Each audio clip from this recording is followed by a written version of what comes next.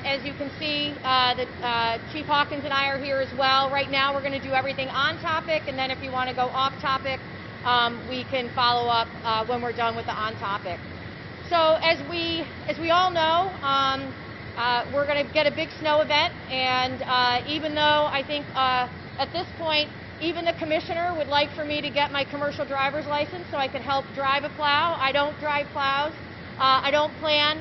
This is an incredibly professional team that we've assembled that plans and strategizes for how we're going to attack these storms. And so I'm going to bring up our commissioner, Sergio Panunzio, to talk about what people should expect. And we want to make sure that people are prepared and that they understand that the roads are going to be treacherous and all that we're going to be doing to try to keep them clear.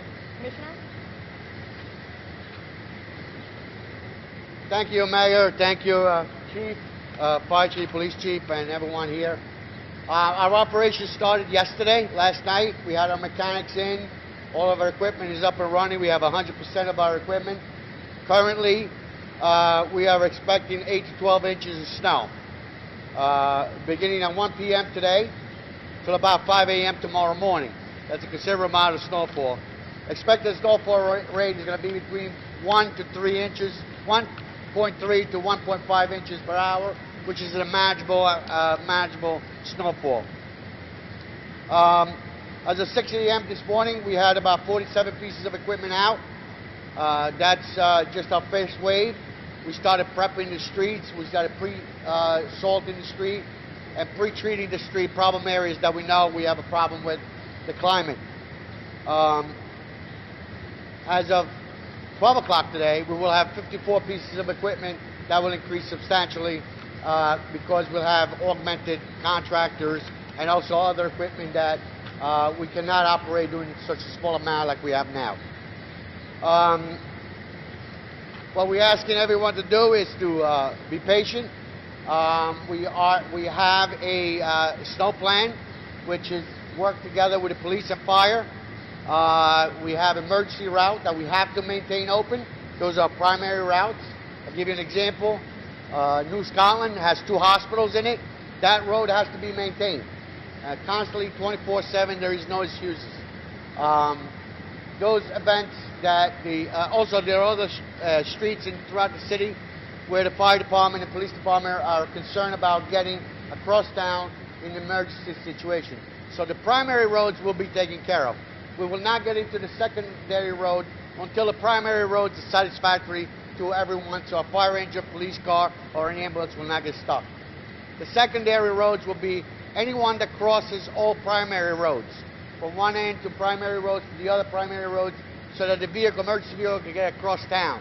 Instead of up and down, they can get also across town.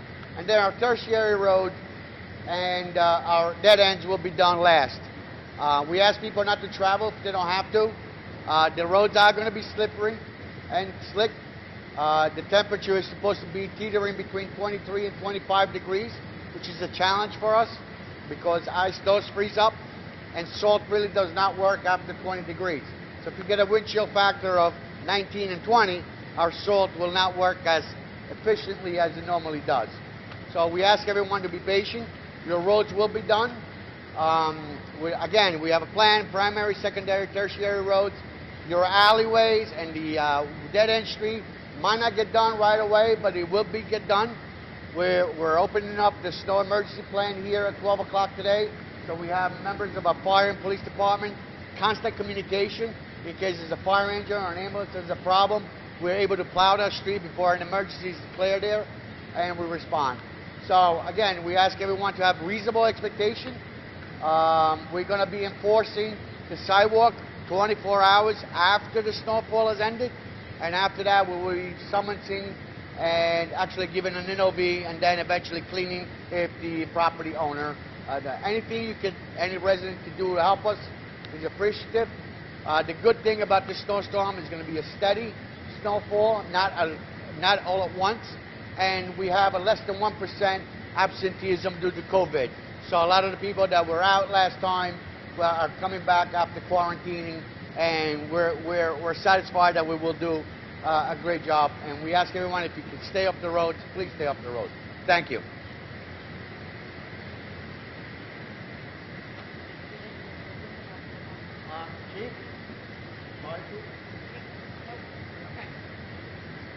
So as you can see, we're doing all that we can to prepare. We ask people to be patient. One of the biggest challenges we have is when we have lots of cars that are parked on both sides of a street. So even if you don't have alternate side parking, get together with your neighbors, pick a side, and we can assure you if you're able to do that, you'll be happy with the results because we'll be able to get down your streets and keep them plowed. We're going to be doing all that we can to keep up with this storm. Depending on the final snowfall amounts, we'll be making a determination as to whether we're going to declare a snow emergency. We don't know whether that's going to be necessary at this point, but we ask people to stay tuned, sign up for Newschannel. You'll be proactively communicated with if we do declare a snow emergency and you have to move over. Any questions? Mayor, would you be asking for assistance from the state after this last month? At this point, we have not asked for assistance from the state. We believe that we'll be able to keep up with this storm, but clearly, if the storm shifts or if we are getting more snow, that is certainly an option that is available to us. It's our understanding that south of us is going to get hit even harder, so we try to only ask for those resources when it's absolutely necessary, especially when there are other places that are being harder hit. But that's a determination that will be made during the storm in real time as we ultimately see what we're up against. As we know from this past December, things can change right in the middle of a storm, and in that instance, we were able to quickly get state resources here to help us. The said that the COVID-19 infection rate as far as cases be impacted this time. How is it in the police environment? Are you testing them all the time? So, we track it on a daily basis. Right now, we're in good shape with respect to having resources available.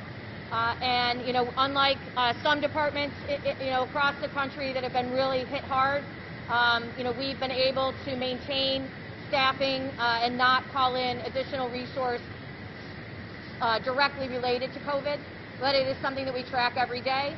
We could find out tomorrow that we have, an exposure that results in quarantine. So again, that's something that changes literally on a day-to-day basis.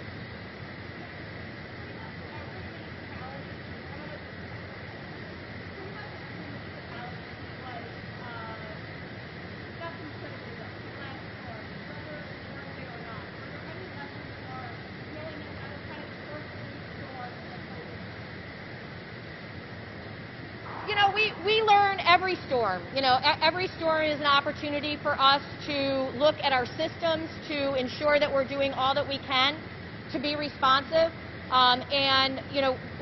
Certainly with respect to the last storm, our ability to very quickly integrate state resources was something that I think really helped our municipality in being able to respond to that. We were prepared. We have our snow routes set up in a way that we were able to allocate certain snow routes based on the equipment that the state had. And so I think being able to maintain that flexibility really helped.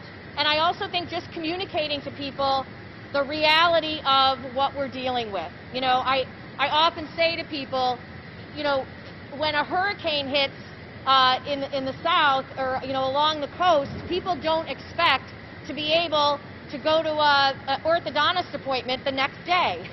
But for some reason here up in the Northeast, we can get walloped with 22 inches of snow and people want their daily life and daily routine to return immediately. That's not always possible.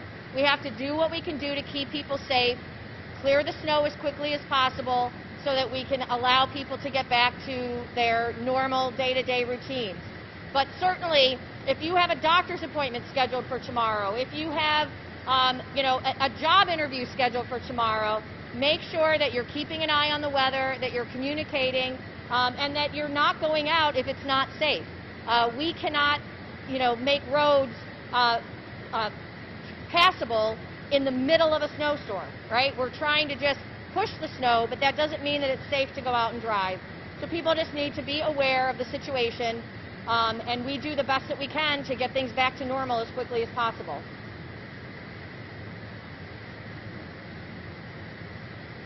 Okay. Thanks, everyone. Are there off-topic questions? All right. Mayor, just about Saturday night, it sounds like the kid has caught attention because of COVID protocols even before the violence, but your reaction to the fact that you shot? Well, look, I think that it's a tragic loss of life, and it's a tragic situation. And, I think if people expect for the city of Albany to break up or to know where every gathering is occurring, that you have an unrealistic expectation. As a matter of fact, earlier before this shooting, there was an illegal gathering happening that violated COVID, happening in another location on Central Avenue. The Albany Police Department responded. The Albany Police Department called in our codes department. Our codes department issued a violation for a mass gathering that exceeded the COVID limits, and that party was broken up. So I think that to the credit of this police department, they are doing all that they can in very difficult circumstances to keep people safe. But to suggest that, simply because there was a large gathering that probably exceeded the limits, we don't know, I don't know that, for COVID, that somehow that is the cause of this violence, I think it's just a false equivalency. There's also reports that the victim who was killed may have been pregnant at the time. Is this, as far as one instance of violence, the worst that you have seen in your 2 years as mayor? Look, every shooting is a tragedy. Every shooting takes someone away from their family. Every homicide is a tragedy for the individual, for their family, and for the community. And so, this is a tragic loss that occurred in the city of Albany, and it is something that the police department is working as we speak to ensure that we can understand what happened and bring people to justice. Guns do not mix well in an environment where people are gathered. This is an instance where, and the chief can speak to it, but you had individuals with guns who made decisions that resulted in the tragic, tragic loss of a young woman's life.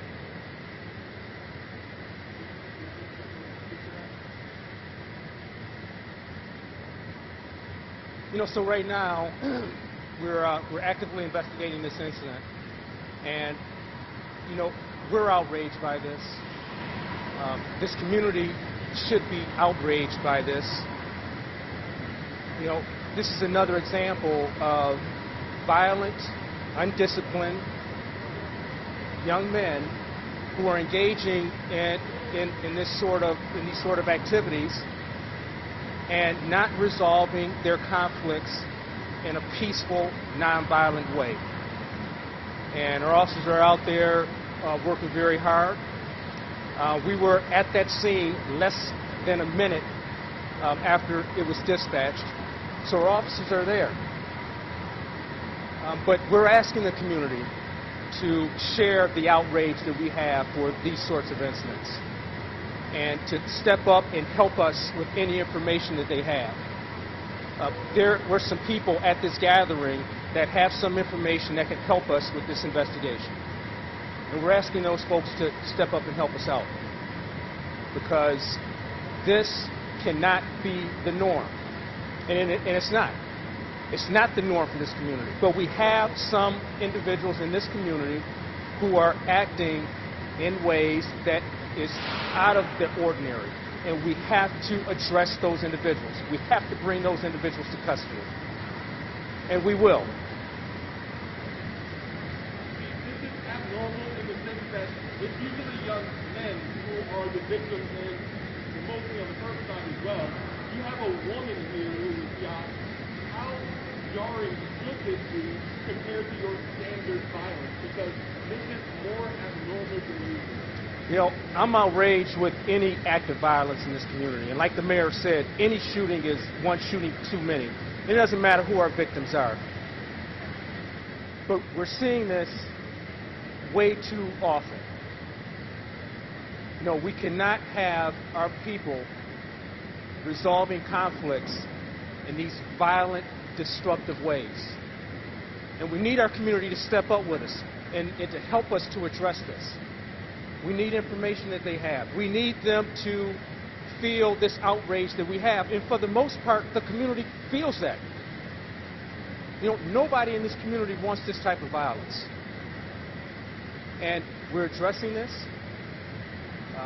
We're hopeful that with this incident that we had this weekend, that we'll have some people that will step up and help us with some information and provide us with something to help us to solve this. But these outrageous acts won't be tolerated. We're going to use every resource that we have possible to find out who these individuals are and bring these individuals to justice, and to send a message that these sorts of destructive, violent acts are not tolerated, will not be condoned in this community. Can you confirm if the victim was pregnant at the time? I'm sorry, sir. Who's it? Can you confirm if the victim was pregnant? Oh, I don't know, sir. Yeah, I don't have that information. 1 month into the year, 2 homicides already. What does it take to continue the violence prevention task force to make sure that it's effective in a new year, in a time when it's traditionally quieter with colder weather? The people in this community are doing a great job in partnering with the police department to address these issues. But we still have some behaviors that need to change. And so we have to touch these individuals who are susceptible to this violent behavior. Because it is not normal to use a weapon to resolve a conflict like some of the conflicts that we're seeing. And so we've got to continue to help our people in the community, those who are susceptible to this, to understand that there are other ways of resolving conflicts.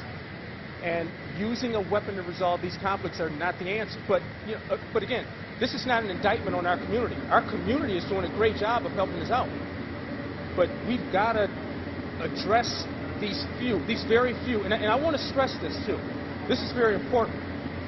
It's a very, very small number of people in this community who are involved in the violence. A very small percentage. And we need our community's help in identifying that very small percentage of individuals so we can get those individuals off the street. So we can address those behaviors that small group is demonstrating. I'm sorry, I can't hear you. Okay, so speak up just a little bit more because I can't hear you.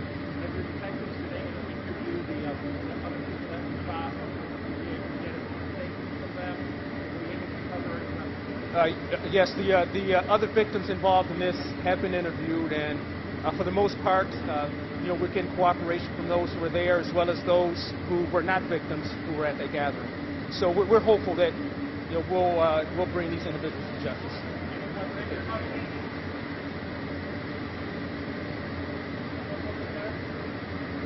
Any update on the status for removal of the Phillips statue? With everything that we've been dealing with, we are putting together a group that's going to advise us on where to move that to. We've got a lot on our plate, trying to get people vaccinated. We're gonna go through an entire process and include a lot of people.